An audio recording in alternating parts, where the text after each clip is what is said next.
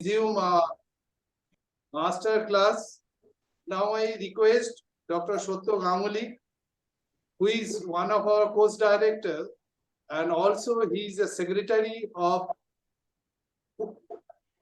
ICP Forum of API West Bengal branch. Now I request Dr. Shotto Ganguly to introduce our chairperson. The chairperson in turn will introduce our speaker today. Then actual class will start. Thank you, Amalda. My pleasant duty to introduce my elder brother, Professor Minal Kumar Rai, a known entity, a known academician who knows from brain to toe medicine, though he is a designated neurologist, very active member.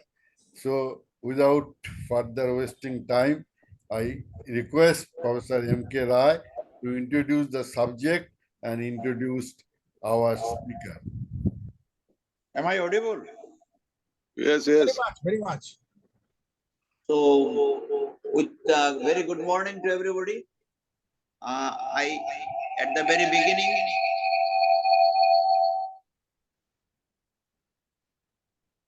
is there any problem? Now, okay, but initially it was echoing. দুটো instrument যদি থাকি This morning, for giving me this opportunity, and also Dr. Apurva Mukherjee for asking me to be the chairperson of a very important session. With a brief introduction, I like to tell you that Professor Biswas or Biswas, he does not need any introduction in this particular platform, because number of times he has taken in classes.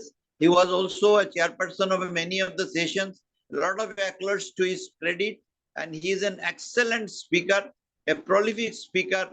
And I think the students who are not attending, they will be deprived of a very good lesson today. I request the PGTs who are present here, please call your friends to join immediately so that they do not miss this very important class, because I feel that after passing MD, they will be finding a lot of patients with hypertension in their clinics, and they too need to treat those patients with a lot of associated conditions. The main topic is that there is a hypertension and there are associated conditions. So what should be our idea in treating those situations along for the hypertension?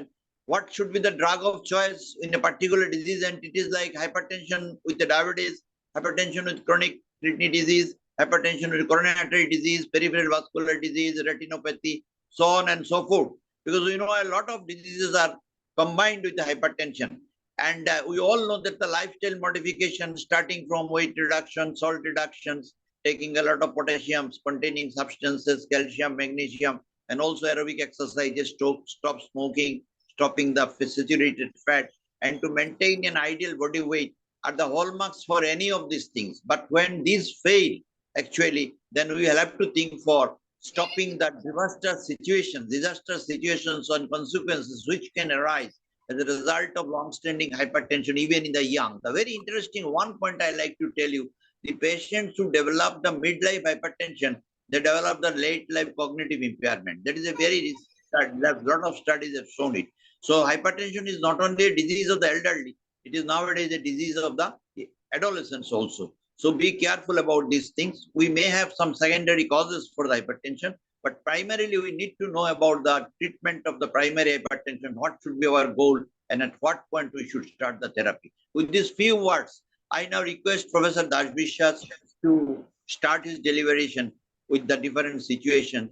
And I think the students and the faculty members who we are present over here will be greatly benefited. Over to Dr. Biswas. Thank you, Dr. Rai, whom I call Mrinal from his student life as my younger brother. So thank you for the kind note of introduction of me as well as the topic. And I'll also express my gratitude in this connection to all my friends in the physician sector and in the College of Physicians as well as API, including all the who are my personal friends Shotto, know him since his college life as a MD student. Subendu from his MBBS. Bhaskar from his MBBS. So all my familiar faces. Maybe the junior fellows do not know me that much, but perhaps they know about me, may not be personally knowing. Now, I think hypertension is not a subject for any particular specialty. Each and every person who is involved with patient care, he is involved to management of hypertension, detection of hypertension, making patient aware of the problems of hypertension. So it is not the monopoly of the cardiologist. It is rather a topic for each and every one who is involved with patient care. Mind my word patient care. It is not only doctors. It should be all paramedical persons, including nowadays hypertension detection management being taken care of by even who are not that much involved with day-to-day general patient care, but otherwise aware of the problem. They also help us in diagnosing hypertension by holding clinics in Western countries. Even they keep BP machine in the hair cutting salon so that a person is not remaining undetected. So with these few words, let me start my topic. And as we all know, hypertension is a very big topic and all the aspects cannot be covered in a single day. That's why when Apurva invited me to talk something on hypertension, he and me together decided to discuss something about hypertension management in patients with comorbidities. That means patients who are having diabetes, patients who are having kidney disease, patients who are having ischemic heart disease like that. Of course, when it is associated with comorbidity like kidney disease or a stroke or neurological problem, that goes to the specialist concerned. But I think all the physicians should know about it because often they have to initially select the drug and also have to maintain with the drug with the specialist have chosen. Now we all know hypertension is the root cause of many of the clinical problems, end organ damage leading to cardiovascular continuum of coronary artery disease, left ventricular hypertrophy, heart failure, kidney problem, stroke, peripheral arterial disease, etc. And it is also often a comorbid association of diseases like metabolic syndrome, diabetes. Now diabetes has come under the purview of caramel syndrome. We know the common association of conglomerates like the syrupy sugar partially heated. That is the caramel. Caramel means cardiac, renal, adiposometabolic, eye, liver, etc. So this disease spectrum is also there. And hypertension is the underlying risk factor for the major causes of heart, CVD as well as death. It is one of the leading risk factors for global mortality. And in India, it is almost about 30% involvement of the population. I'll be showing a few more statistical data regarding before going into the subject proper, because we have to always emphasize the importance why we are dealing with the proper particular topic. And hypertension accounts for approximately 50% of all deaths from stroke and heart disease, and it is responsible for about 10 million deaths worldwide every year. And India has now become the capital of hypertension, like many other diseases like diabetes. And CVD risk doubles with each 20 by 10 millimeter of rise of blood pressure from 115 to 75. That has been statistically shown by epidemiological data. I'm sorry that some external sounds are disturbing you, but can't help. Being a summer month, I cannot close all my windows and doors. Okay, so it's not that the story is not that all bad, because we also know by this time that lowering BP and keeping to it at an optimal level also has benefits and preventive role. So it's not that once hypertension means to remain always on hypertension. You can treat it by non-pharmacological means, start with particularly lifestyle modification, what Dr. Rai was trying to hint at, like appropriate diet, salt restriction, potassium enrichment with vegetables and fruits, etc. And of course, exercise, stopping tobacco, giving up alcohol, etc. Now I am talking about giving up alcohol. Maybe somebody will debate why not continue with 2 units for male and 1 unit for female. I don't think that has got any relevance in our country. Our country, it has been documented that it's of no beneficial. And if a patient who is not addicted to alcohol, one should not start it as a means of treatment. That's a myth. There are many other better methods to start. So,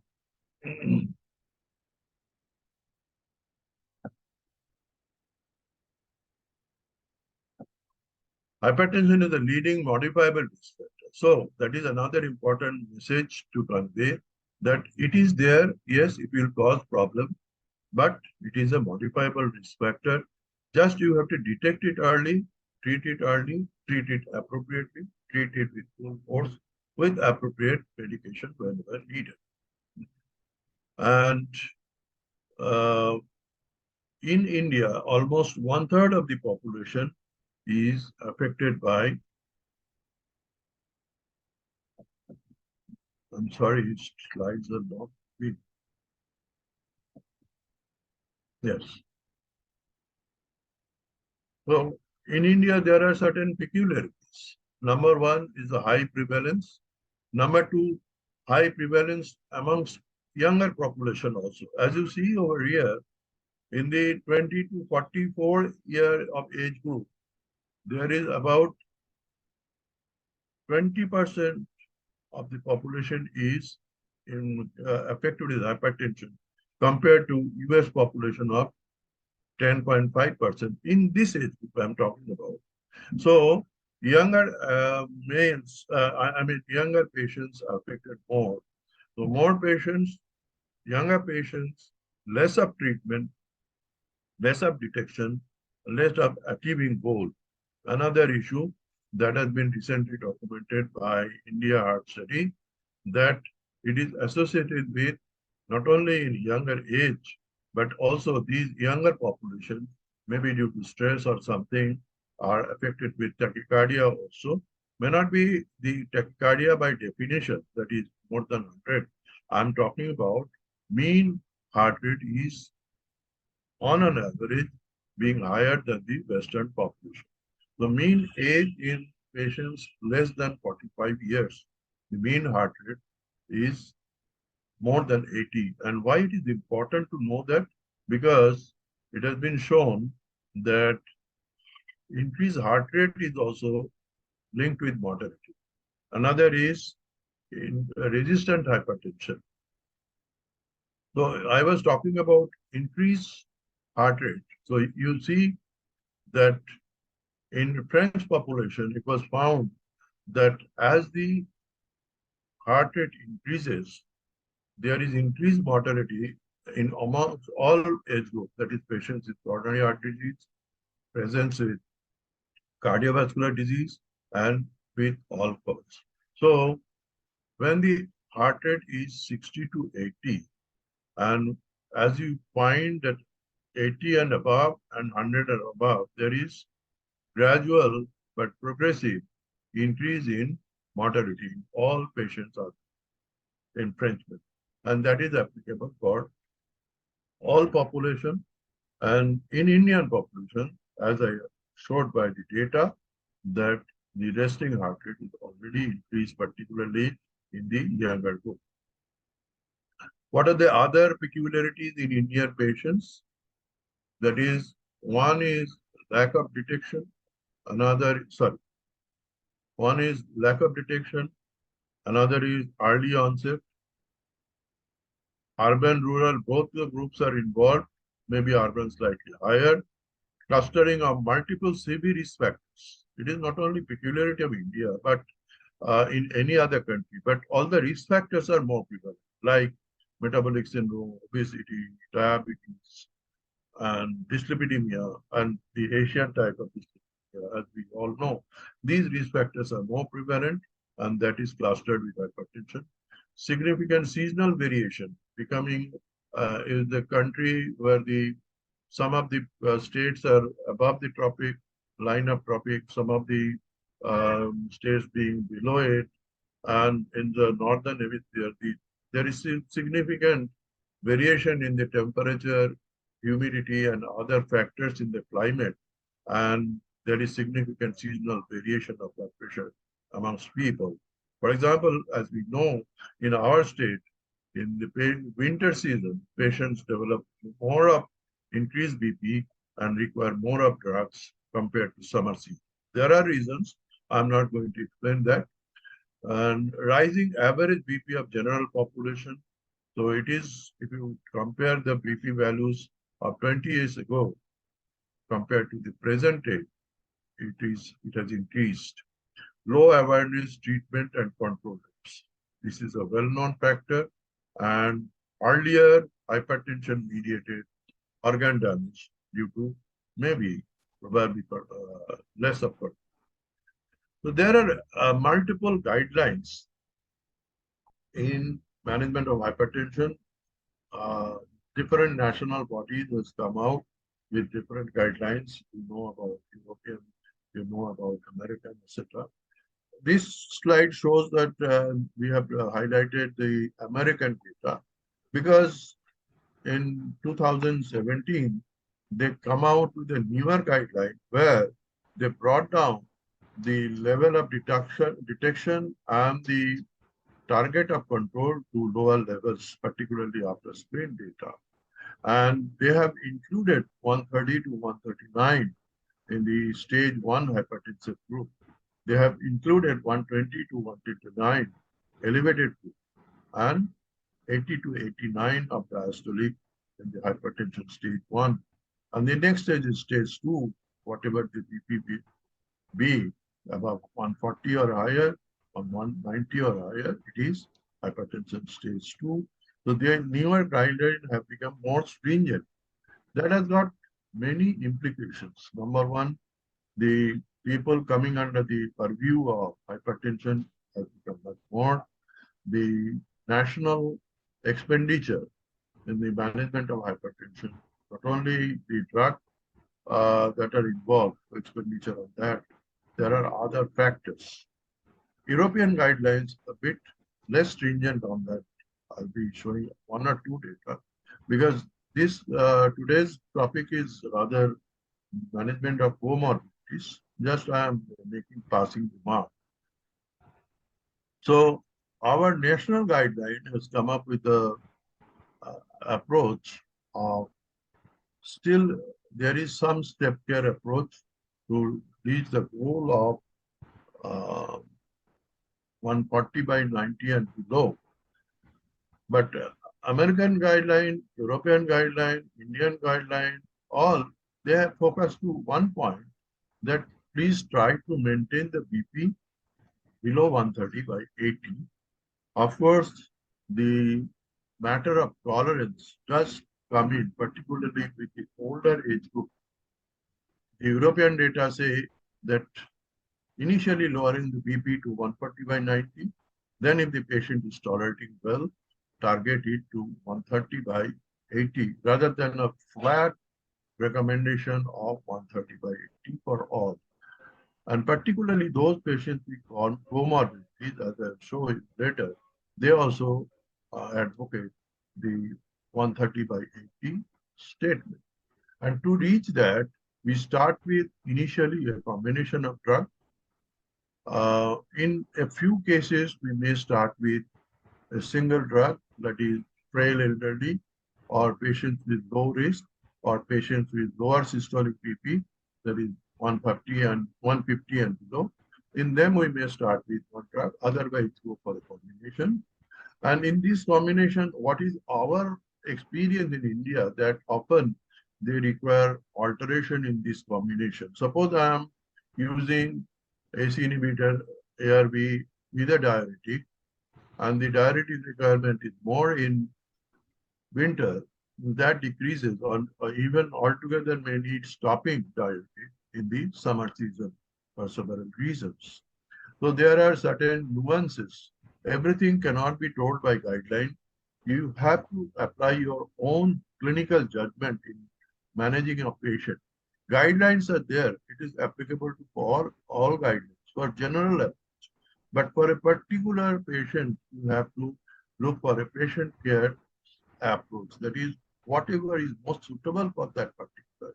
If you have to deviate a bit even from the standard protocol for the betterment of the patient in your clinical judgment, you are not at no fault, because whatever you are doing with, of course, appropriate knowledge base, wisdom base, for the benefit of the patient, you are allowed to.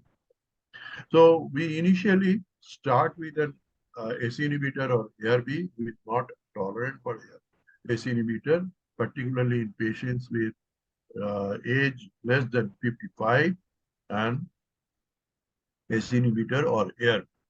Now, in older patients, that is patients above 55, maybe we'll be starting with a calcium channel blocker or a diuretic. Next phase, we combine these two groups, that is AC inhibitor ARB with calcium channel blocker or diuretic. So you know by this time what stands for A, what stands for C, and what stands for D.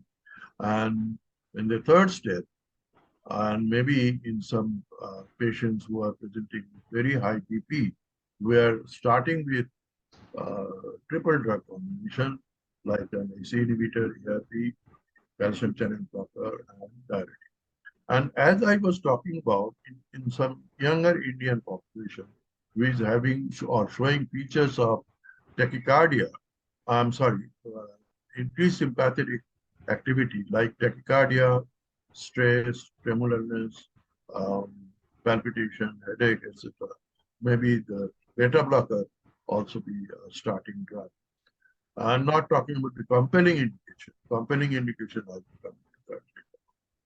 For resistant hypertension, we add some spironolactone or eplerenone, who is intolerant to spironolactone due to estrogenic effects, and maybe requirement of addition of drugs like alpha beta blocker and centrally acting drugs like clonidine, etc., vasodilator like hydralazine.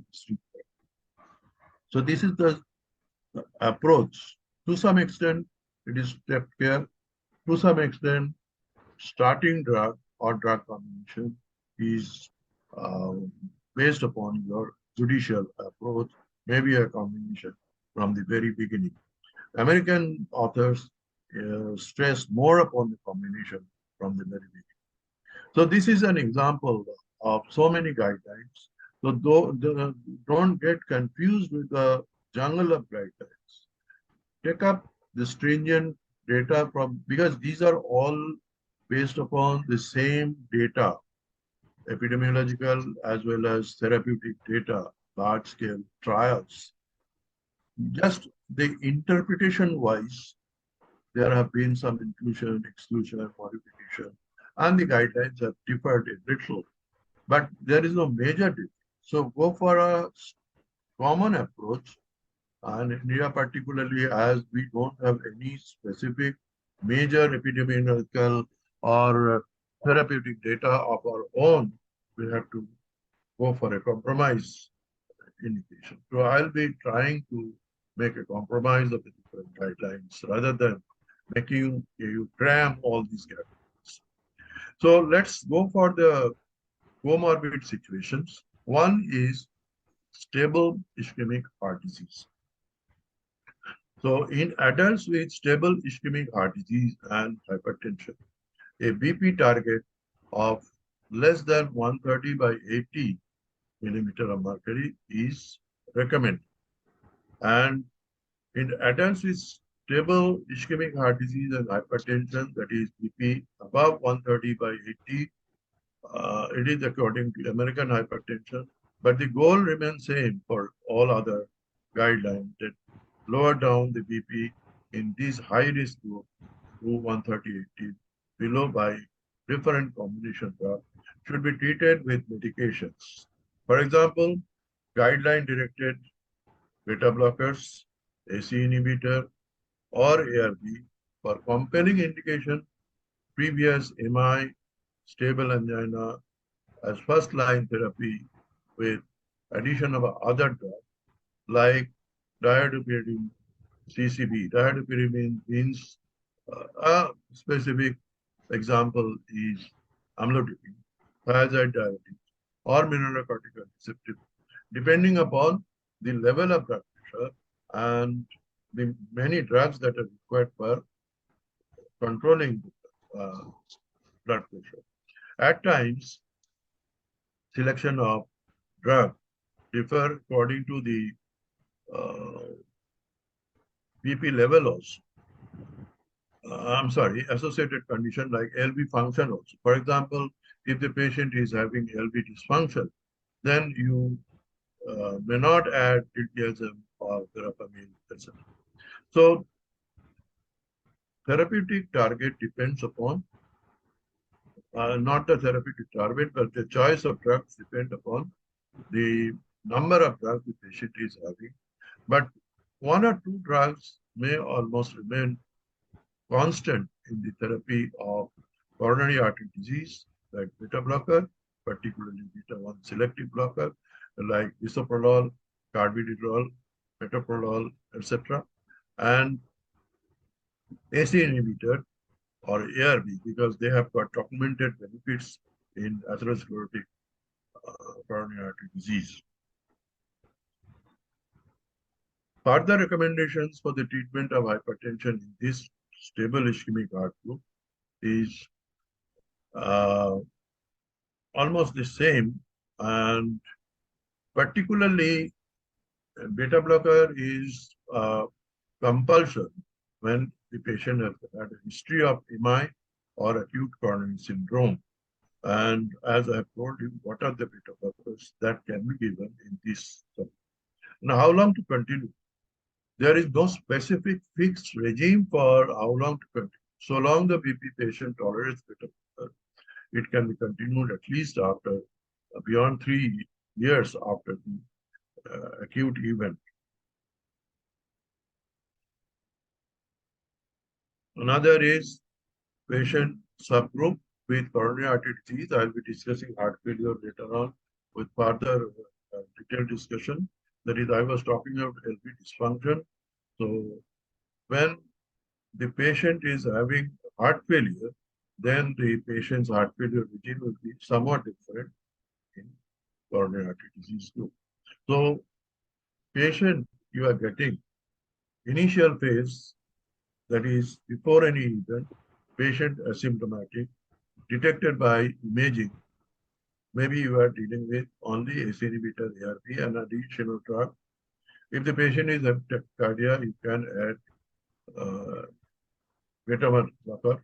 If the patient is complaining of angina, you have to add beta blocker along with calcium channel blocker. And this calcium channel blocker, if it is used alone and the patient is not having dysfunction, maybe verapamil or diltiazem, but a combination of beta blocker and diltiazem and verapamil, one has to deal with precaution of undue bradycardia. So if you are having to select this combination, be careful. Otherwise, a CCB like amlodipine and beta blocker is a good combination because the heart rate increase and decreasing property will be balanced. So you have to know the property of each and every drug and the benefits and problems of combination drugs while selecting drug therapy, not only for patients with comorbidity, but also the patients who are having hypertension uncomplicated. So I think this is the same thing I'm not going to repeat, and they have just highlighted what are the guideline mediated beta blocker for the relief of angina, including carvedilol, metoprolol, nadolol, bisoprolol, propranolol, and timolol. Out of this, in our country, we use more of these like bisoprolol, metoprolol, carvedilol, etc. So it is better to become familiar with one or two drugs from each class rather than for the whole host. It will be difficult for you to remember the nuances of each and every drug. Now, whether to add a diuretic or not depends upon what the level of BP with the initial combination of beta blocker, calcium channel blocker, AC inhibitor, ARB, etc. Then if the BP is not controlled or the patient is having LV dysfunction with breathlessness as a symptom, you may have to add diuretic. Now, coming to the heart failure group. Heart failure, the treatment modality has come to a major modification in nowadays, particularly for last few years. We have had lots of anti-heart failure drugs, and particularly there are lots of modification in the guidelines of heart failure therapy. Now, the four pillars that are well known for heart failure management: beta blocker, AC inhibitor, ARB, or ARNI. I prefer ARNI if the patient can afford. It is no longer that ARNI is required for those patients who are not tolerating AC inhibitor or ARB, or who is not being controlled with AC inhibitor. It is better to have a first choice of ARNI, but price may be a limiting factor in our country. Mineralocorticoid receptor antagonists like aldactone and or epinephrine, and of course, SGLT2 inhibitor. SGLT2 inhibitor has got a major recommendation not only for heart failure with reduced ejection fraction, but also for heart failure with mid-range or mildly reduced ejection fraction or improved ejection fraction, and heart failure with preserved ejection fraction. So all classes of heart failure, SGLT2 inhibitor is the recommendation. So with the addition of these drugs, I think in the heart failure will be controlled in the majority if they are given the optimally tolerated, either guideline directed maximal dose that is achieved. Say, for example, with trimipene 20 mg, with enalapril 20 mg, with metoprolol 200 mg, or bisoprolol 10 mg. So there are recommendations for maximizing the, but tolerance may be limiting. So that factor is also important to be remembered. For example, for ARNI, the recommended dose is starting with the step care approach from 50 mg twice a day to 200 mg twice a day. But in certain patients, you have to become satisfied with 100 mg twice a day because he cannot accept the heightening of the dose because of hypotension. So depending upon the patient's tolerance. Now with addition of these four groups of drugs, majority of the BP of the patients in the heart failure is controlled. If it is not well controlled with these drugs, maybe you'll have to add certain other drugs, or the patient, if you cannot add all these drugs or drugs due to increased potassium, increased creatinine, or increasing creatinine, then you may have to give certain other drugs like isosorbide dinitrate hydrolyzing combination. etc. So that type of treatment takes care of hypertension as well as heart failure with reduced ejection fraction, as well as heart failure with preserved ejection fraction. So it is better to follow the heart failure guideline to start with, rather than we go for the hypertension guideline in the management of combination of heart failure with hypertension. And what happens with preserved ejection fraction? In adults with preserved ejection fraction who present with symptoms of oligopolyp, diuretic is there to control symptom. Along with diuretic, you have to give an SGLT2 inhibitor until otherwise not tolerated or contraindicated. Then you may have to add a mineralocorticoid receptor antagonist like that. So in some ACE inhibitor, ARB, beta blockers, etc., are also required depending upon the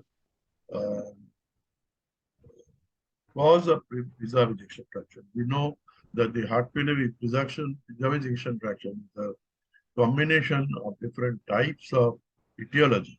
There are different clinical profiles, some with hypertension, some with diabetes, some with ischemic heart disease, like that.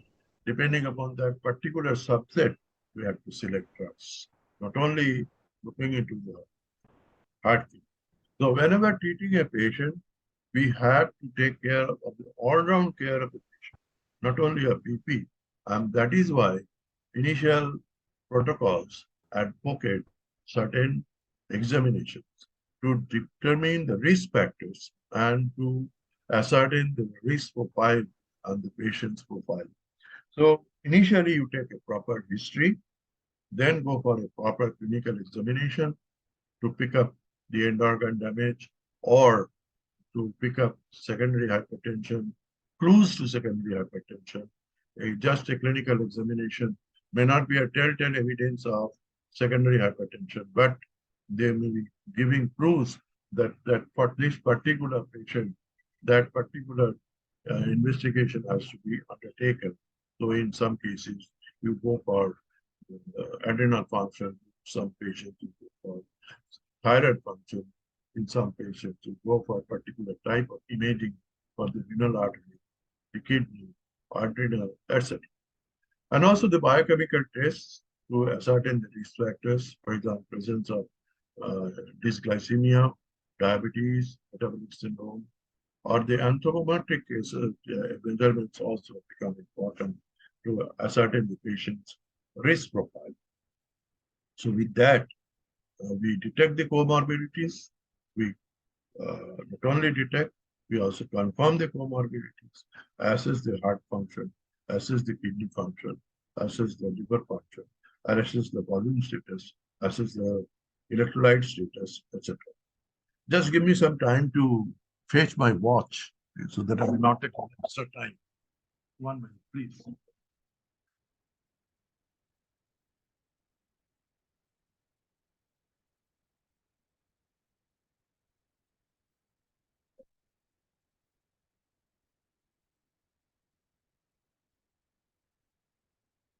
Eleven past 12. Another subset we often deal with, hypertension patients with CKD. Now we all know CKD may be the cause of hypertension or hypertension may be the cause of CKD. And this may be associated with other problems like metabolic disorders, coronary artery disease, heart failure, etc. So depending upon the underlying status, we select the drug, particularly if there is albuminuria, we go for ACE inhibitor or ARB. And often it is very difficult to control the blood pressure in CKD patients. So we add certain drugs like alpha-methyl dopa, calcium channel antagonists, etc. to tackle the hypertension disease, and direct acting vasodilators like hydralazine, etc. are also required.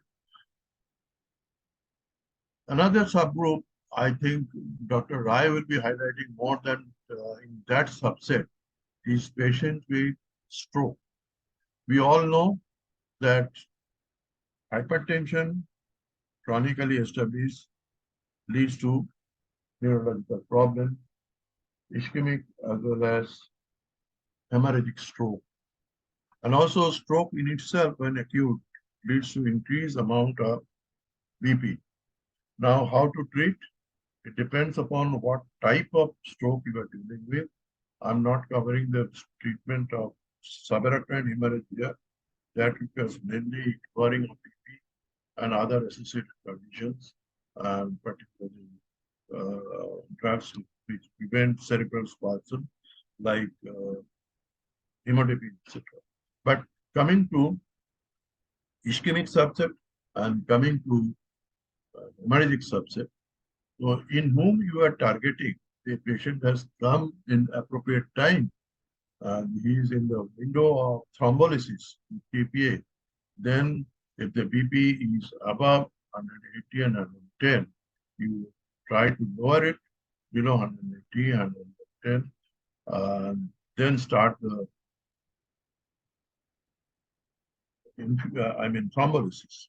And while maintaining thrombolysis, at least BP of in a ischemic subset below 180 and 105 has to be maintained. And ultimately, when the patient is stabilized, you can go for the standard therapy so that in the long term, BP of initially 140 by 90 and below, and ultimately 130 and 80 below, to prevent secondary re-event, we have to go for that. But in hemorrhagic stroke, we are more liberal in allowing hypertension. So only when the systolic BP is 220 and the diastolic is 120, we lower it initially in 15 by 15% by some infusion. Otherwise, do not touch hypertension because there are certain alterations in the autoregulations, etc. And we know the perfusion of the penumbra zone is also important for that sudden lowering BP to particularly below 140 is harmful. Now, if the patient is not suitable for thrombolysis, we follow the same regime as intracerebral hemorrhage, so the perfusion is not hampered. But I think as we have got the opportunity to have Dr. Rai as the chairperson of it, we will be dealing with more details and adding certain information.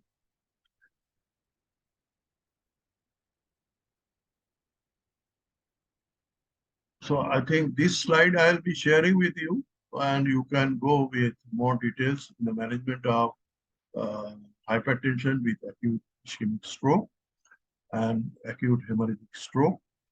And particularly the carry home message is in the acute stage, do not lower the BP aggressively. In the long-standing cases, when the patient is neurologically stable, perfusion is not a problem.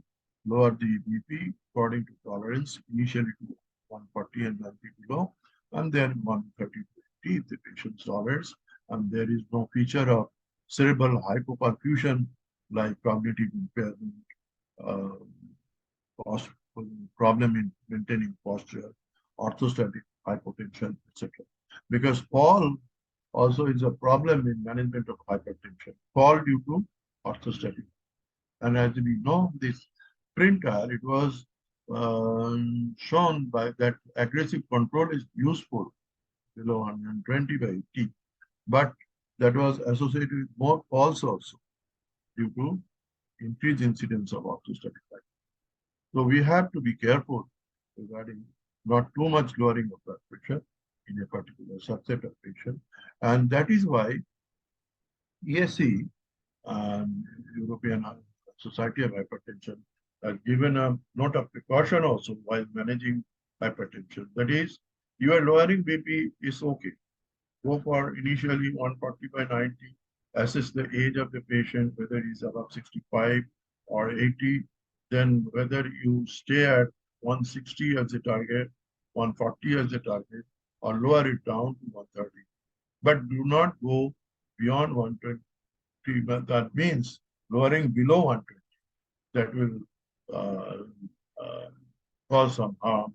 Similarly, lowering BP diastole of below 70 is not. It is according to ESCHA guideline, ESH guideline, it is 130 and below and 80 and below, but not below 70 diastole. So this not a caution, important message from ESCH guideline. Now, when there is peripheral arterial disease, it is almost the same. While covering peripheral arterial disease, before going into diabetes, I am covering atrial fibrillation also. In case of atrial fibrillation, ARB can be useful because it has got some prevention of recurrence of atrial fibrillation. And along with that, we have to remember the importance of adding anticoagulant as far as the Chadvice code is compared. Other drugs you select according to the level of BP, patient's tolerance, patient's profile, whether he is having diabetes, etc., or heart failure, etc.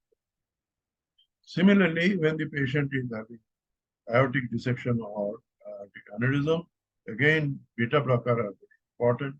And we know that beta blockers reduce the dP by dt, that is rise in pressure in terms of time. So the speed of rise of blood pressure is also important. That causes some important thrust upon the aorta. And so beta blocker is important to put decrease the thrust on the or the stress on the aortic wall. Along with that, again, you select the other drug depending upon the patient's profile, which besides beta blocker. So coming back to peripheral arterial disease, aorta we have covered. Now, very important condition of diabetes mellitus. There are lots of diabetes over here. And usually what we select, that cutoff point we select over here 130 by 80, along with many other comorbid conditions, 130 by 80 is selected. And often the preferred drug is ACE inhibitor or ARB if ACE inhibitor is not controlled. And then depending upon the patient's profile, we add on certain drugs, like if there is a dysfunction or if the patient is elderly, we go for diuretic. If the patient is having LD dysfunction, we may choose amlodipine, but not verapamil diltiazem. So CCB, ARB, ACE inhibitor, this combination is usually required. But if there is albuminuria, the combination will be, of course, containing one ACE inhibitor or ARB.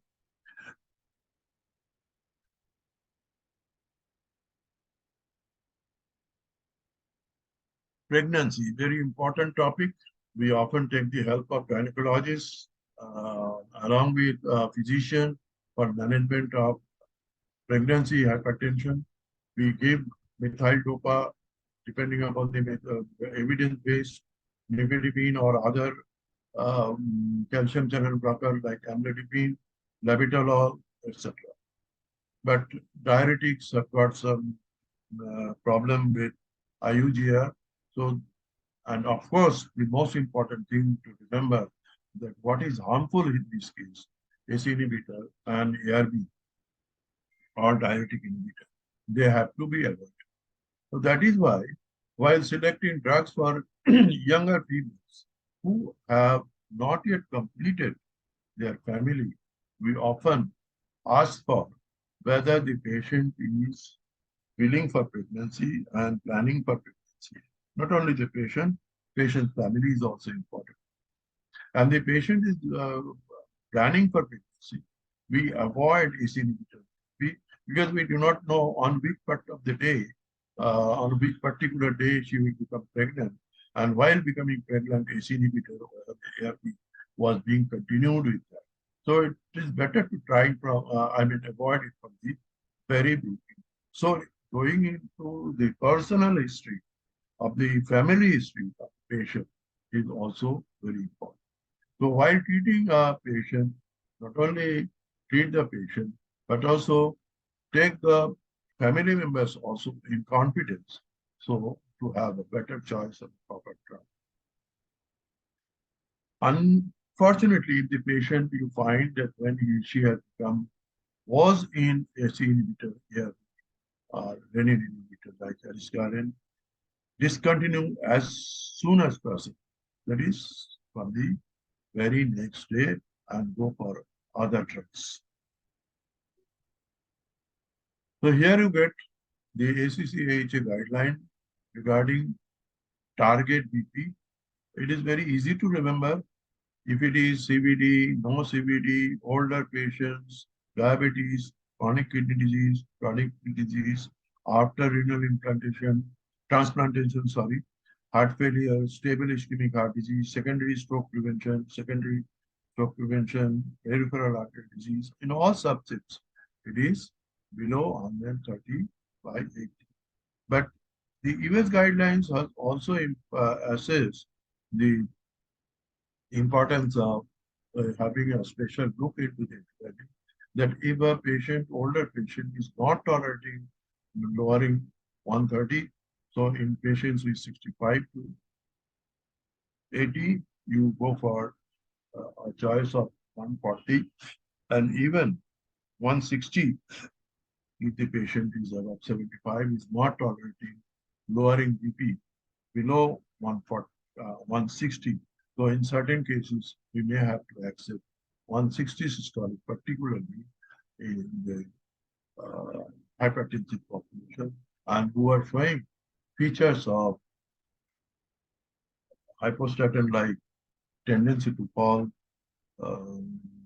increasing creatinine, that is, the renal hypertension is occurring, particularly those who are having atherosclerotic renal disease, and tendency to fall, particularly nocturnal fall is important.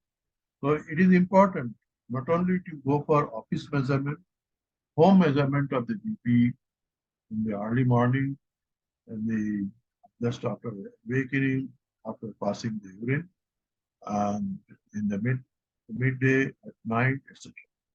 At times, when you suspect the patient has a profound loss, lowering of BP at midnight, and the patient while going to the toilet is having fall, then ABPL, that is ambulatory blood pressure monitoring, may be also important, so that you accept some increased BP in the daytime to decrease very dangerous nocturnal fall, so that the patient doesn't have a fall and sustain fracture femur or subdural hematoma, etc.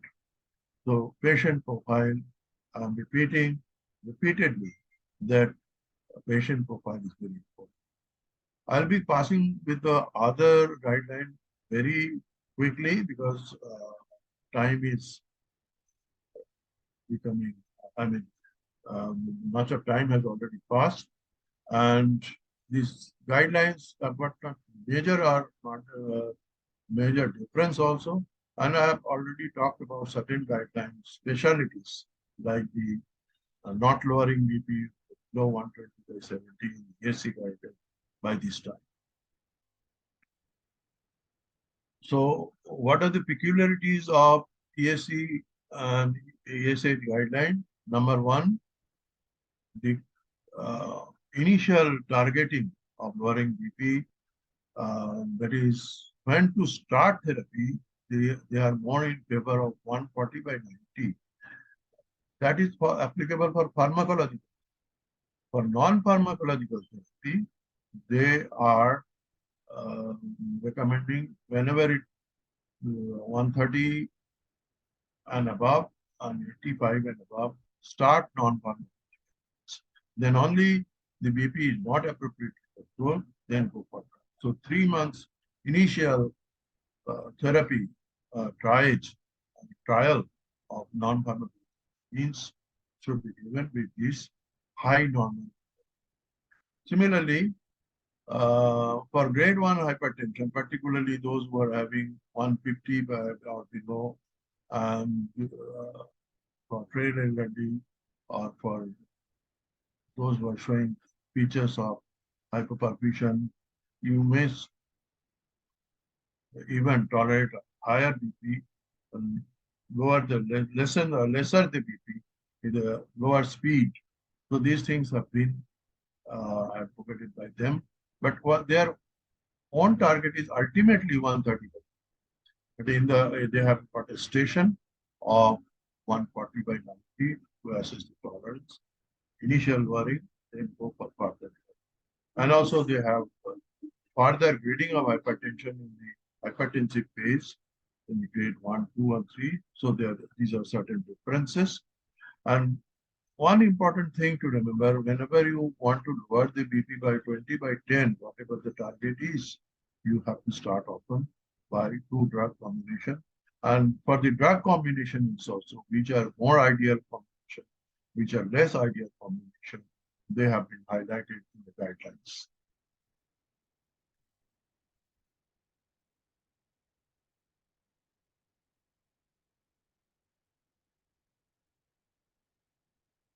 The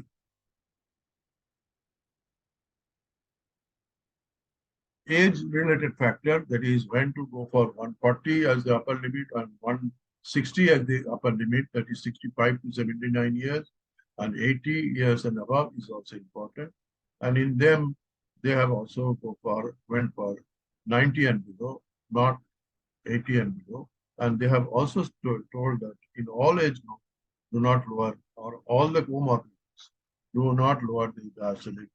Particularly when the patient is having coronary artery disease, it is prudent not to lower the diastolic BP by more than 70, that is less than 70. That is, if the patient is having 65 or 60, when attempting to lower the systolic BP to 130 or 140, it's better to accept a little bit of higher systolic BP and go for 70 diastolic, because we all know that the coronary perfusion is mainly diastolic. So do not lower the diastolic BP below 17. This is about the combination. So initially they are starting with a combination of AC inhibitor and they are with the CCB or diuretic. I have shown about our Indian combination at the outset, and also we have highlighted the age importance. That is similar to Canadian and NICE guidelines of age below 55 and age above 55. And what is the triple combination? What is the therapy for resistant hypertension? It is almost same and similar, minus the target, or when you are starting with therapy, or whenever you are allowing more time for non-pharmacological means of trial.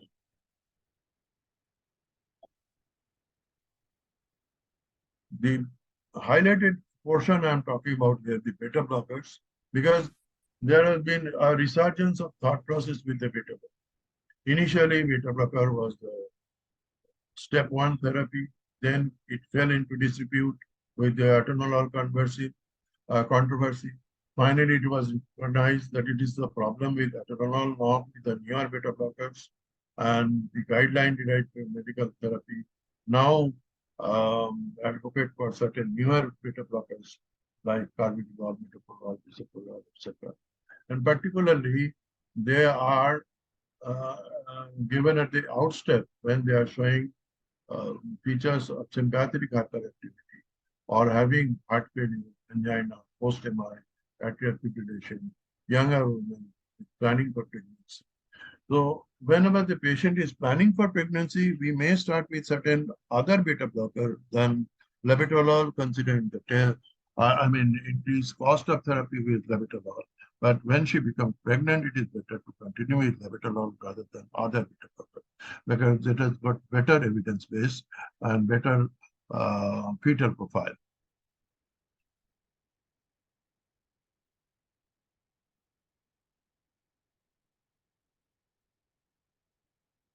So here the important factor is when not to lower below 120 and not below 140 and not below 160, this is systolic BP, and all are recommending that do not lower systolic diastolic BP below 70. I have covered this aspect already. For the resistant hypertension, a few mentioned because resistant hypertension may be a topic for the specialists.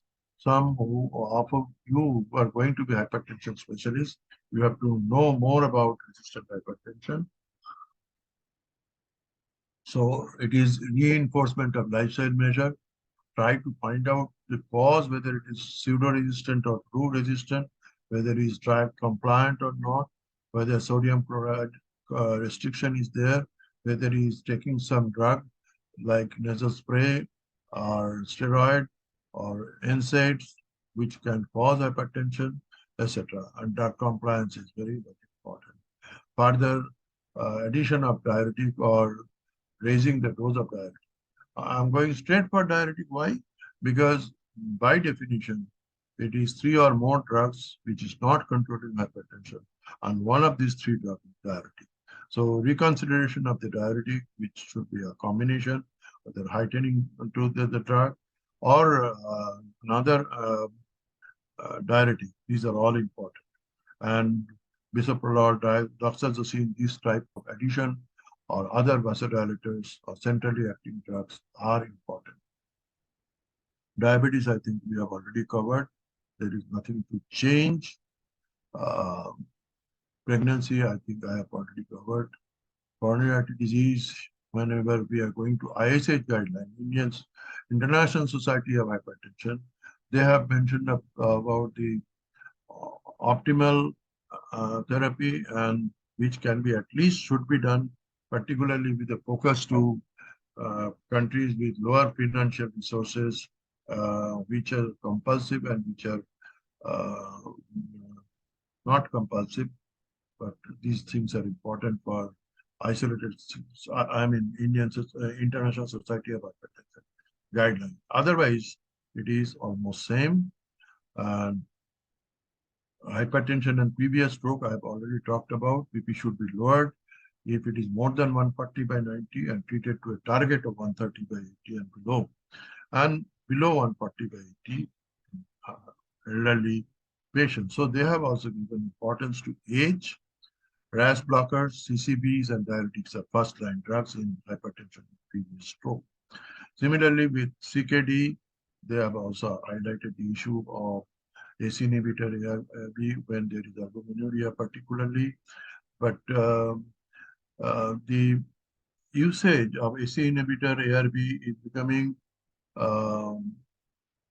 less restricted nowadays, seeing into the benefits of ACE inhibitor ARB in retarding the progression of CKD.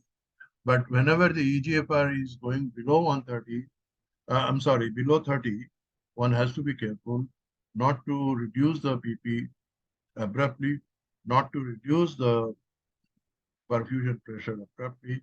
So in these cases, one has to be careful about usage of ACE inhibitor ARB. But trials have shown that continuation of ACE inhibitor ARB, even when EGFR is below 18, can be safely done if the patient is very closely monitored regarding rise of creatinine and regarding rise of potassium. So potassium becomes very important in CKD patients. Heart failure, I think I have dealt with in details. COPD, only that one has to remember that you can select the highly selective beta-1 blockers in COPD, but like bisoprolol. But carvedilol is not that much selective for B1, so it is better to avoid carvedilol. And of course, propranolol. Hypertension and diabetes, we have already discussed. And thiazide, like diuretic, are very important and appropriate volume control. So hypervolemia and hypernatremia becomes, it is not always reflected as hypernatremia, because if the volume is increased, there may be absolute increase in the sodium content, but the serum sodium level may not show you the high level. So these patients, diuretic is very important. And diuretic has not only reducing sodium level, not only volume level, they have got vasodilator and other properties also. And certain diuretics like chlorthalidone, nepamide, they have got pleiotropic benefits also. I think this is a summary slide for choice of the different drugs in different comorbidities. Like in heart failure, you have a choice of diuretic, beta blocker, ACE inhibitor, ARB. I would prefer ARNI to include here. CCB, if you are having to use CCB and the patient is suffering from heart failure with reduced ejection fraction, don't use verapamil and diltiazem, aldosterone antagonist. That can be for the cheaper cost aldosterone antagonist, particularly in the ladies, but in the gentlemen, you have to be careful about the estrogenic side effect and switch over to epinephrine when possible. Post-myocardial infarction, beta blocker is a must unless contraindicated. ACE inhibitor or ARB, CCB, depending upon the LV function, and aldosterone antagonist again. High coronary artery disease risk, and often here risk calculation is important. There are certain scoring system. I'm not going here to the compare the different scoring system, the American, the European like SCORE, etc., or the QRIS. There are multiple scoring. There is nothing specific for Indian patients. So we have to make some compromise. So whether it is 5, 10, 15% of this, when the high coronary risk, we go for diuretic, beta blocker, ACE inhibitor, and CCB. Why not ARB? Because there is lack of documentation and some adverse data. We roadmap trial and similar trial. In diabetes, again, go for diuretic, beta blocker, ACE inhibitor, ARB.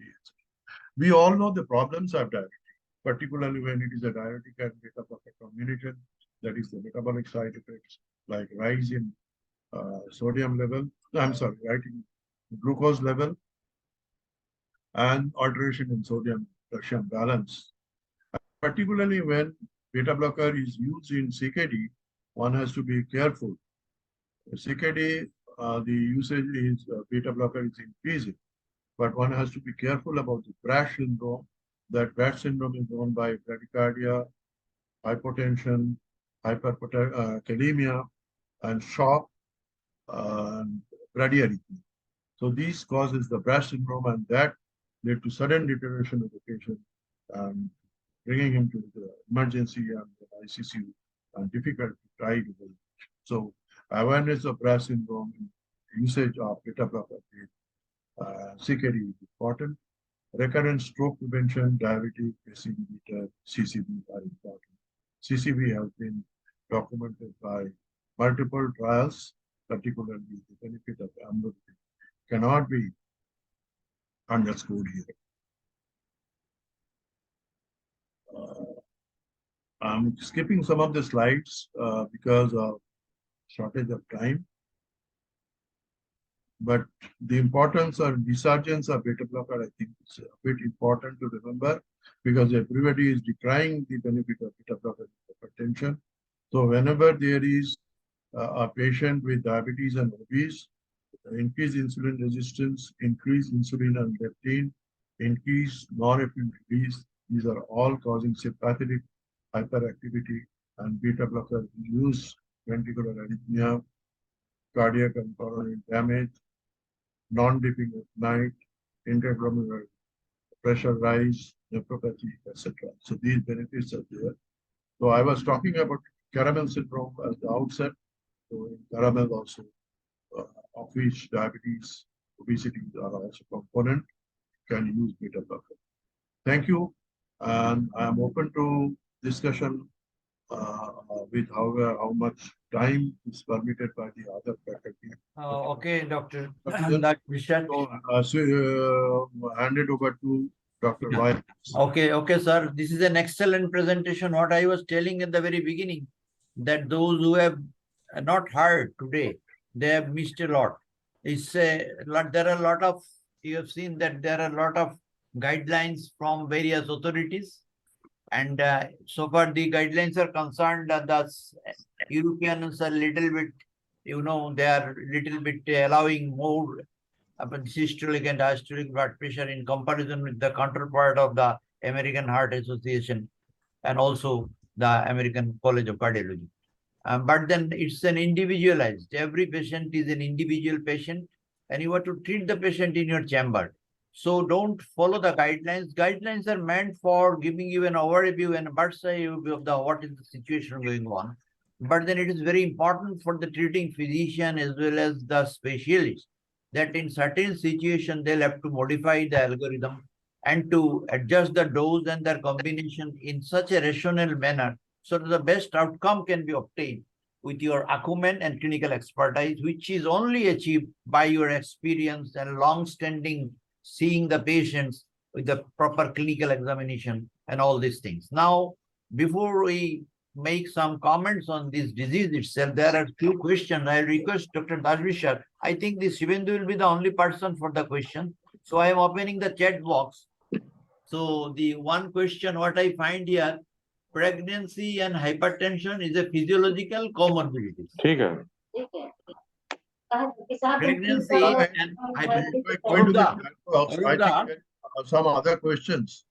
Like first question begins with, should we consider 115/75 standard of keeping BP is better? Can you find that? Yeah, that is the first question. So should I start from that or from So the I question? think, yeah, you can start from anywhere. You can assume. Okay. I think this is a very important question, and that has also intrigued me for many years, that why not go for 115/75? But no guideline has gone to 115 as yet. Particularly, the value I was quoting, that whenever there is rise of BP 20/10, there is doubling of the risk factor above 115/75. So that is the epidemiological data, not therapeutic trial data. And also when we go to a guideline, particularly ESH guideline, they are refraining from lowering BP below 120. So this is a general population data, 115 and above. And when we are talking not below 120, it is a trial for the hypertensive patients who are already exposed to increased BP and whose cardiovascular system has become attuned to some amount of rise in BP. And also we have to consider the number of drugs we are having to use and the side effect of the dose of the drugs. So in all consideration, the BP for the which particular patient, evidence-based, and the number of drugs, their side effects, the cost of therapy, all considered together, still now the therapy is 120. And the second question, whether J-carb or hypertension is still applicable. Yes, we have talked about lowering of BP, but how much, that we have talked about. And why this is so? Because increased morbidity and mortality with further reduction. I have talked about the problems of lowering beyond 70 in particularly with coronary artery disease patient, and chances of all orthostatic hypotension, etc. when we are lowering BP below 160 in patients above 80, when 65 to 70, below beyond 140, and in the general hypertensive population below 120. So whenever we are talking the upper cutoff value, we are having in mind the J-carb itself, and that has been documented in the SPRINT trial also. Yes, lowering is good, but too much lowering may be harmful, and there have been notes of cautions for that. Now, Arupda, yes. One comment I like to make here. The about 2 or 1.5 decade back, this J-carb hypothesis was in very much vogue. that everybody was very afraid of lowering the too much, especially in the background of the coronary artery disease. Because if you reduce the diastolic pressure, the perfusion pressure will be reduced, and there is every chance that you can lot of mortalities with the coronary problem. What about your territory, cerebrovascular But perfusion? regarding our territory, the recent, that's why I'm going to mention it. The trial is going on, which is known as the short trial, SHOT, short trial. That means your stroke, hypertension, optimum trial, the result is not yet out. So it is the ongoing trial, because you are very much right that we must have to keep in mind that a certain optimum level of blood pressure is to be maintained. Otherwise, we can face this problem.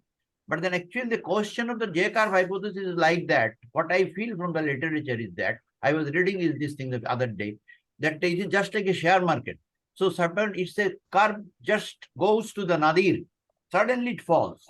And after some time, it has been found that again it rises. So some of the stuff people can lose with the share, and some of the intelligent people who will keep the share with them. And after some time, they find that their share is increasing. So that J-curve is also applicable in the economic field, not only in the medical terminology, but J-curve is also applicable. And Krusnitsky is probably the first person to describe J-curve in hypertension. So what we feel that you have correctly told that it is an individualized situation. We should not lower the blood pressure, especially the diastolic blood pressure below 70, where there is every possibility and risk of less perfusion in the coronary circulation. And Yes. short trial within a year will show us the ultimate result in the stroke. Thank you so much for highlighting this issue. And I think when I was following your hand gesture from rise to fall, so this gesture is applicable for all patients of hypertension, particularly those who are elderly. Then maybe we have selected a drug regime. When the office BP, the doctor is measuring, it is 140 and he is happy that it's systolic. And maybe he is having a very abrupt fall in the night time and he's going to the toilet. Often they have to rise in the midnight to go for a toilet, particularly those with BPH and also having CKD, they are having to go to toilet. And that time he may have a fall due to cerebral hypoperfusion, because in them, the autoregulation features also become lessened due to atherosclerosis changes of the carotid vertebropapillar and other intracerebral territory. So you know better that autoregulation is also important. For that reason, BP variability from our therapeutic point of view is important. BP variability may be beat to beat from time to time, and diurnal variation. So we focus more attention more on the diurnal variation of the BP. And in that case, choice of selection of drug combination is important. And also, at times, the ABPM may be necessary to detect significant nocturnal fall. And in them, the chronotherapy, the issue of chronotherapy becomes important. We often highlight the importance of giving drugs at night, like ACE inhibitor, ARB, certain drugs in the morning, like diuretic. But some people say that after the diuretic activity has gone, there is no increased diuretic activity. So it is not necessary to give a diuretic in the morning. You can give it in other parts of the day. But all said and done, we have to have a look into the smooth control and less of BP variability round the clock. That is our another therapeutic target. It is besides the cutoff values. So that is why it is important to note home BP. I always have asked the people to have a goal of BP lowering. What goals we should have? And if it is higher or lower than that, please come to me and estimate the BP at different parts of the day, at different times, different occasion, not on the same day. And also come with a chart so that I know your BP profile roughly. And particularly when the patient is symptomatic, if I can measure the BP at that time, it is very important. So with these words, let's go to the other thing. At which stage of heart failure SGLT2 inhibitor should be started? Stage A onwards. So stage A means he's talking about the presence of risk. So hypertension is also a risk. Diabetes is also a risk. Apurva is there, I think. if the patient is showing certain features of increased cardiometabolic risk in a patient with diabetes, even at stage A, when the patient is not showing a particular disease of cardiovascular system, but is having multiple risk factors, we can start with SGLT2 in a diabetes. So whether it should be started in the stage A, B, C, or D, we often get the patient in stage C and go straight away for the therapy. But whether it should be started in the stage A, that is SGLT2 inhibitor, it all depends upon, again, the patient profile. As you were highlighting, I was highlighting, you have to look into the patient profile and then go. And if you write a costly drug and the patient cannot take it, then is no use of writing a drug. Maybe while taking a SGLT2 inhibitor, he curtails the drug of statin, that his total prescription cost has become too large. So he now gives up statin, and yes, this is causing lowering of blood pressure also, weight lowering also. So let's go for empagliflozin or dapagliflozin and stop aspirin or statin. So that type of therapeutic adventure, I'm sorry, should be given. Professor Apurva Mukherjee, please comment on this. Yes, that's very important that you have said. And I want to highlight one thing, that autonomic neuropathy is not that uncommon in diabetics. And diabetics with hypertension and autonomic neuropathy is one of the very, very complicated scenario for the control of hypertension and for the organ benefits associated with diabetes, hypertension, dyslipidemia in very many of elderly patients. To the best of my knowledge, the documentation of prevention of sudden cardiac death or some haltage or retardation of cardiac autonomic neuropathy have been proven by beta blockers and ACE inhibitors.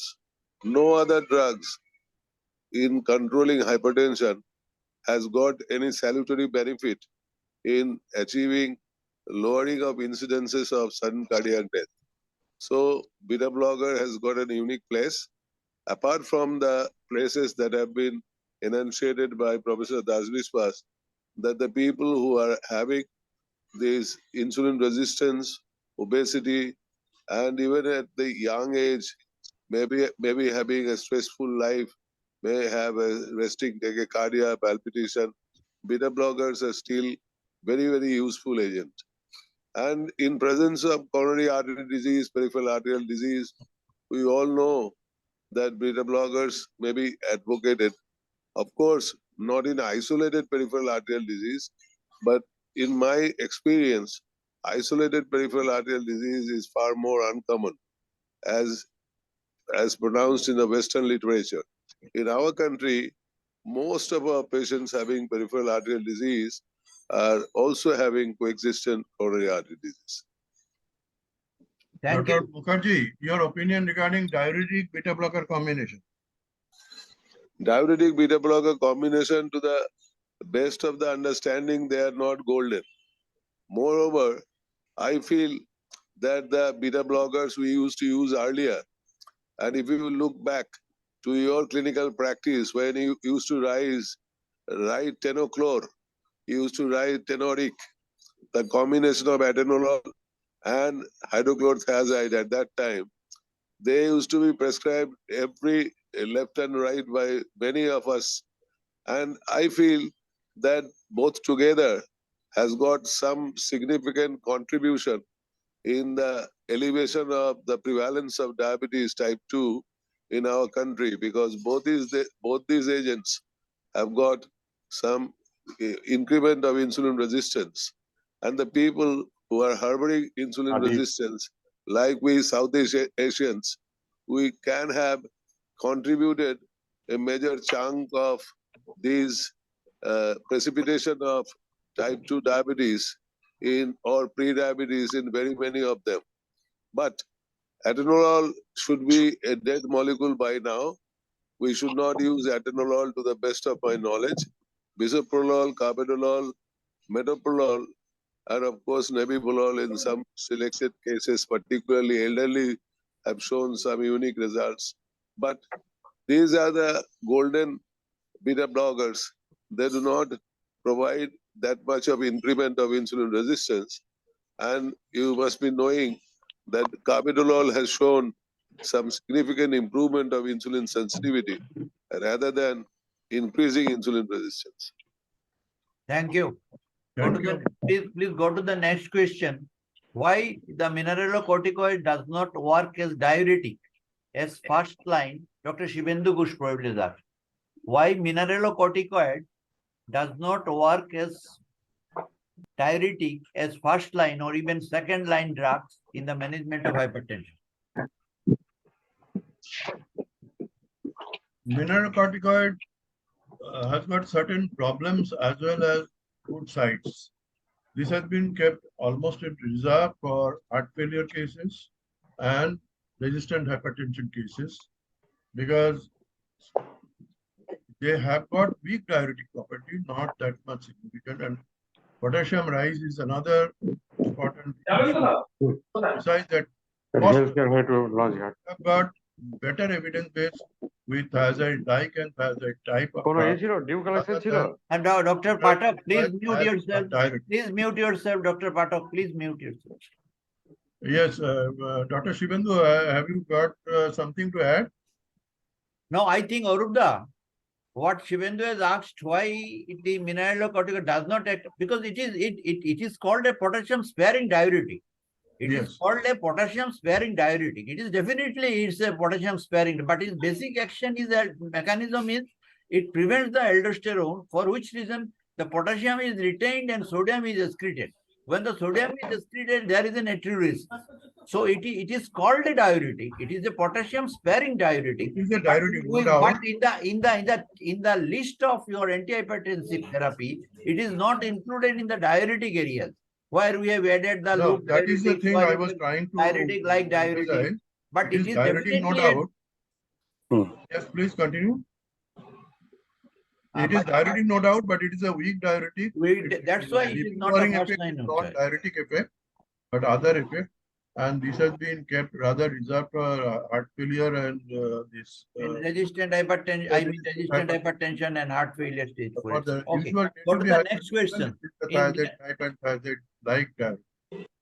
Next question, Arupda. In near future, phylrinone can replace spironolactone or eplerenone. It is a presumption of Dr. Shibendu Ghosh. Yes, Yes, it may happen with the better trial reports coming and the cost efficacy profile that we have to think about. Diabetes is a lifelong disease. Heart failure is a lifelong disease. So long-term therapy is required. So cost of therapy, this cost not only side effect profile, efficacy profile, etc. Daily cost of therapy is also important. So cost efficacy ratio. So these things we have to wait for other trials to come. But your premonition as an astute clinician and very in-depth knowledge in pharmacology, yes, this may happen in a day. Anything to add, Dr. Shibendu? Yeah, I think I can add one line. Then it is basically it's an anti-fibrotic drug. This is an important thing, anti-inflammatory drug. So if you go into pathogenesis of hypertension, lot of remodeling takes place. These two important mechanisms. There are a lot of mechanisms. Anti-fibrotic effect is also shared by other aldosterone Yeah, antagonists. other matter. But the side effect of this drug is less in Is comparison less. with That is the typical only benefit. spironolactone, like your gynecomastia, weight gain, etc. So probably it will be one of the newer drugs in the therapeutic armamentarium in near future. And I think one who can afford can go for it.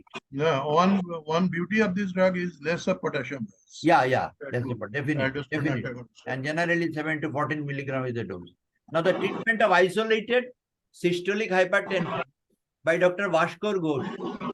I think Bhaskar knows it well. Yeah, For the benefit of the students, he has asked this yeah. question. So, Bhaskar, would you like to give your opinion? I think for isolated systolic hypertension, there are mainly calcium channel blockers and diuretics are effective, and also in some cases beta blocker. But the problem is that why I am putting this question, because if you try to reduce the systolic hypertension, now diastolic blood pressure often falls below 70. So my question is, in those cases, what actually we should do? And this is a particularly problem in elderly. So This I is want an to- eternal question, Bhaskar, that while trying to reduce systolic BP, we are reducing diastolic BP too much. yes. We have to go for certain things. One is home monitoring, another is ABPM, whether the systolic BP, whatever we are assessing is real BP. And also we have to exclude pseudo-resistant, pseudo-systolic hypertension when the arteries become too much sclerotic. And if we want to go for 140 or 130 in those patients, we will be lowering BP too much. So we can palpate the arteries. We can deploy this palpatory method of systolic BP measurement and also accept higher systolic BP. And the note of caution already given by our chairperson is that too much lowering of diastolic is bad. So somehow higher level of systolic BP may be accepted, may have to be accepted in those cases, particularly looking into the perfusion status of the patient. Now the Yes, next question right. is same. That is, if it is an isolated diastolic hypertension, like we get some patients who has got a BP of 120 by 90 or 120 by 100. So in those cases, what we should do? As far as I think Amolda is there. He always brings Amolda, something yeah. and bring some newer knowledge. He can throw light upon this. First thing, I think Amalda is not here probably. So the first thing. Amolda is not here. No. He has just So left. you are looking like Amalda. Maybe he's taking getting ready for lunch. I think Bhaskar's answer is like that. I will answer you in that way that first the lifestyle modification.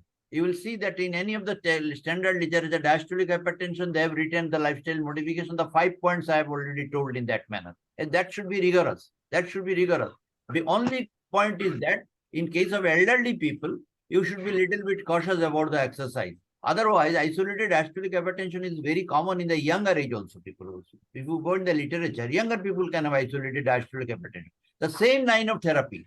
So far the drug is concerned, if you cannot achieve the target, the same line of therapy is given, starting with the calcium channel blocker, followed by the diuretic, SE inhibitor, beta blocker, and so on and so forth. What you treat in the systolic hypertension. But you have to mind you at the same time that excessive reduction of the blood pressure can have that problem also. So yes, again, ABP is very important, and home monitoring of the blood pressure for this patient must be there, because otherwise you can have some office white coat hypertension effect or pseudo hypertension effect. So that has to be excluded. And if you find that no, it's really a marked hypertension like that, then you have to treat accordingly what is proposed for the systolic hypertension. No, I think basically primary what hypothyroidism. our chairperson was Primary trying to convey, hypothyroidism. the same type of therapy, except that you may have to give more recognizance to diuretic, beta blocker, and lifestyle mode. Yes, someone saying something. Yeah, Primary I was telling that hypothyroidism probably. might have Sorry. Yes, Apurva. primary hypothyroidism might have coexistent isolated diastolic Systolic hypertension. hypertension. The reverse for the thyrotoxicosis. Thyrotoxicosis is systolic hypertension and diastolic hypertension from hypothyroid. So you have to correct the correctable clause first. Yes, very much agree. I think that ARB or SE inhibitor will probably be little more effective than calcium channel blocker or diuretic, which is more effective in. Yes, A is nowadays, A means SE inhibitor ARB. It's a drug of almost the first choice, though there has been no highlighting whether it is first choice, second choice, third choice. Almost the first choice in all the conditions, except in pregnancy. Bhaskar has asked again a treatment in 85 plus, 85 plus. Yeah, Bhaskar has asked, what is the treatment for 85 plus? One patient who is 85 years, whether you will treat. Here you can give some, what I feel that if you got the recommendation also, there are certain exceptions to the ESC guideline. Then above the age of 80 and 85, you may not give some relaxation in the sense that you may not be so much rigid and strict in reduction of blood pressure. You can allow the little bit higher level of blood pressure, because already Professor Biswas has described in a very nice way that what are the effects of excessive lowering of the blood pressure. Yeah, regarding this, I just want to Another add thing, Bhaskar, in case of when you are doing with very old or elderly, is the assessment of so many comorbidities the patient may be having. Yes. And also the implications of polypharmacy, because the patient is maybe having already multiple of drugs, and drug interaction becomes an important point in them. and also the hepatic and renal handling of that particular drug, whether we are putting too much stress upon the liver and kidney.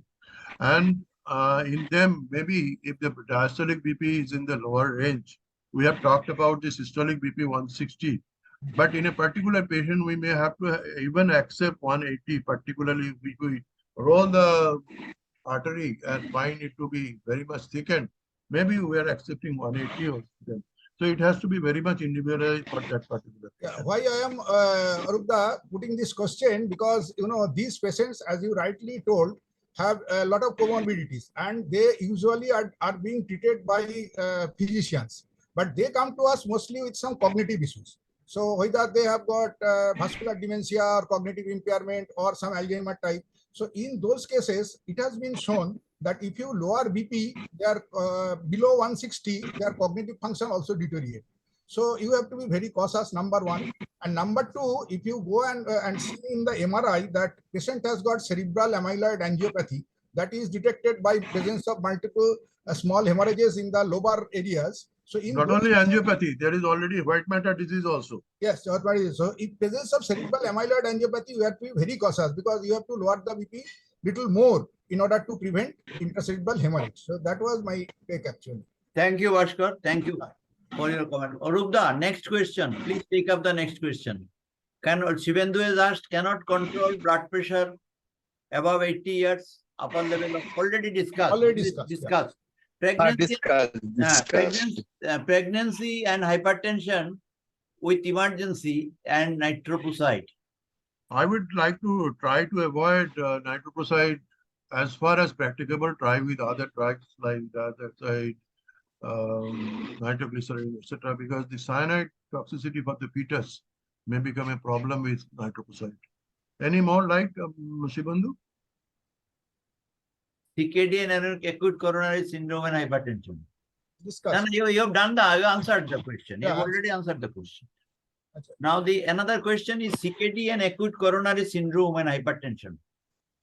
CKD? I think we have to treat them as a conventional case of acute coronary syndrome.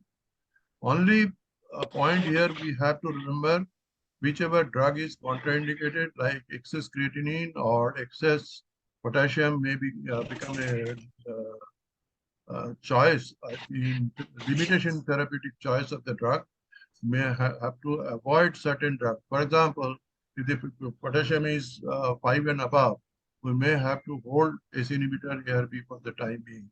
And as I was talking about the problem of beta blocker in CKD, that also has to be remembered. Certain drugs we want to avoid in CKD. Otherwise, the therapy remains same. A role of ambulatory BP, I think, cannot be already mentioned. Role of this is another question. Role of ambulatory BP cannot be underscored. We want to pick up the cases of white coat hypertension. We want to pick up the causes of mass hypertension. Particularly, mass hypertension cannot be picked up in the office BP measurement. And so in these cases, besides the precise control of blood pressure, whether early morning surge is being prevented, nocturnal dip is preserved, whether BP variability factor is taken care of.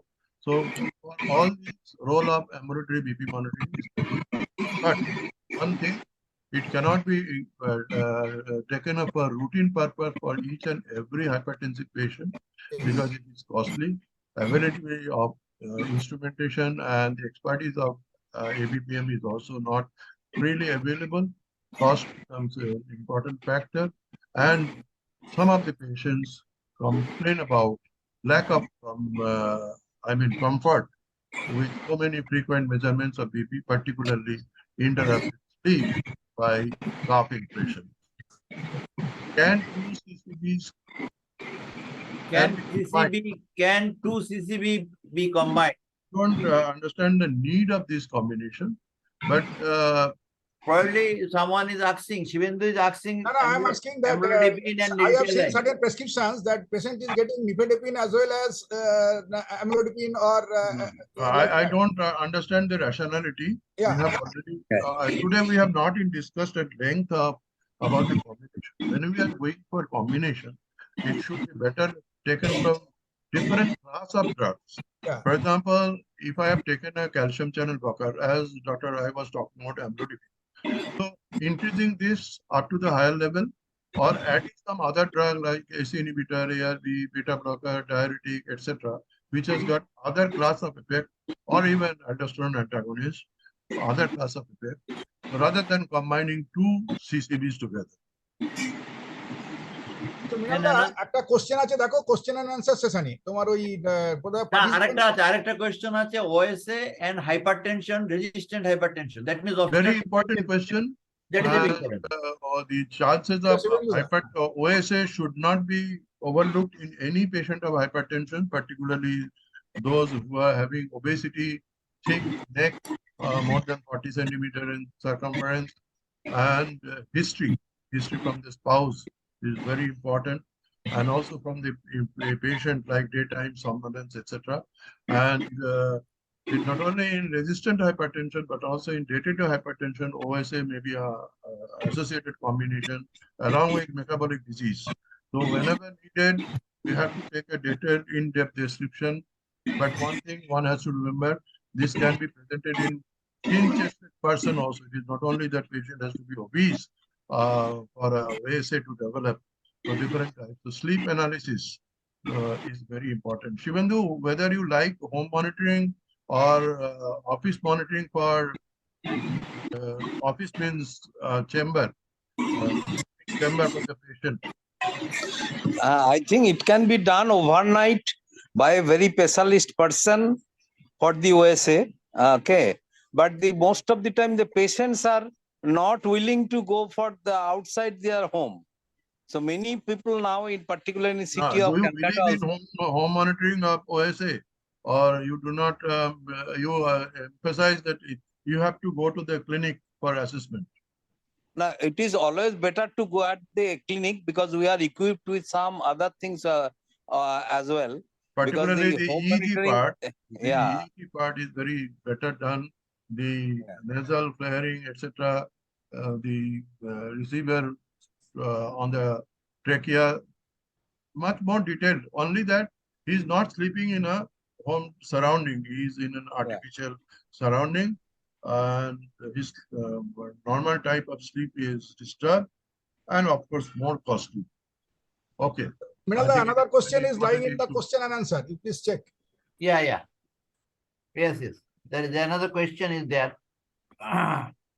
The question by the Sharbani Sengupta, with diuretics, many patients become hyperuricemic, sometimes symptomatic.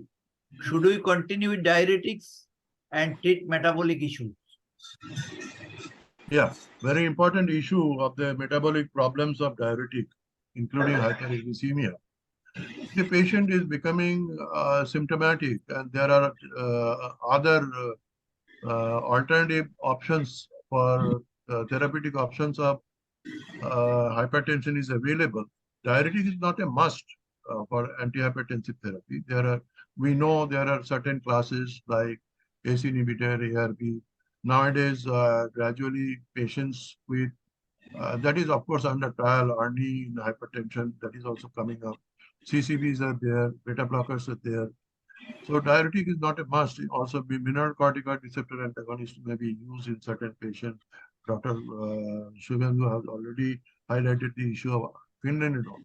So if it is possible to avoid diuretic, except in those cases where the hyperuricemia is a major problem, then we can switch over to other diuretic, particularly if you are talking about the hypertension, heart failure subset, then you may have to use, maybe compelled to use diuretic. You can go for loop diuretic, but also loop diuretic is not completely without the side effect of hyperuricemia. So in those cases, you may have to add some drug to lower uric acid and go on with the therapy. Thank Yeah, you. I want to add one thing, Minalla. Yes. Regarding this question, now there are some diuretics available in the market which will act as both diuretic and will also reduce the uric acid. They are newer SGLT2 inhibitor. The mechanism of the renal tubules, they both avoid the reabsorption of the glucose and uric acid.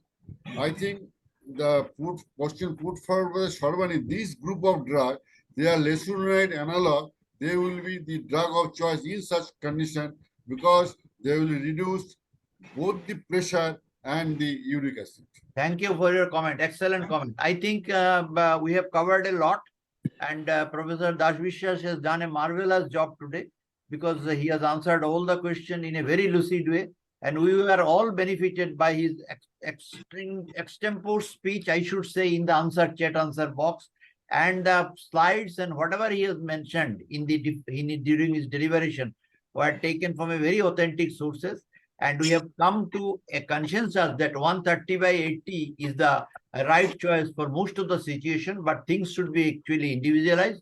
After the lifestyle modification, you have to start the therapy, and various situations he has described in a very lucid way. And I feel that we are all benefited by his deliberation. With these few words, I am hand over to Professor Amol Kumar Banerjee for his kind comments and further discussion. One thing, Mrinal, before Amalda speaks, I want to thank you all the panelists, particularly you and the co-panelists and the faculty. They have also helped me a lot in formulating and answering the questions. Thank you. That is a Now good I request Dr. Harisankar Pato, who is the Eastern Journal member of API governing body, to give vote of thanks. Harisankar Pato, please.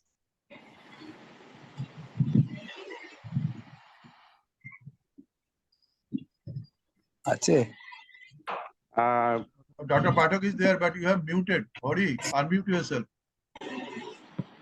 Am I audible? Yes, yes. Yes, you are now. So at the outset, I thank Dr. Amol Kumar Banerjee for our chairman of API ICB forum for giving me this opportunity to give vote of thanks. First, I should thank Professor M.K. Roy, the person who initiated master classes not only today, but right from the beginning of the COVID era. So he has masterly rather chaired the session today, covering all the aspects of this master class. Next, I thank Professor Arup Kumar Biswas, Biswas, who is a master of teacher of teachers, present generation. And from today onwards, all the postgraduate training who did not know him will remember lifelong for his masterly and excellently presentation of the case in a very exhaustive way. He has covered all the aspects, and we are very much thankful to him. I thank all our participants, particularly Dr. Bhaskar Ghosh, Dr. Shivendu Ghosh, and for putting maximum number of relevant questions today. And I also thank all the participants who have participated today and all the program directors also. Thank you, Harisankar Pato, for your vote of thanks. So now we are going to adjourn this master class. We will again resume this class on 11th of June, when we have the master class on case-based discussion on society. Thanks to all. Thank you very much. Thank you all. everyone.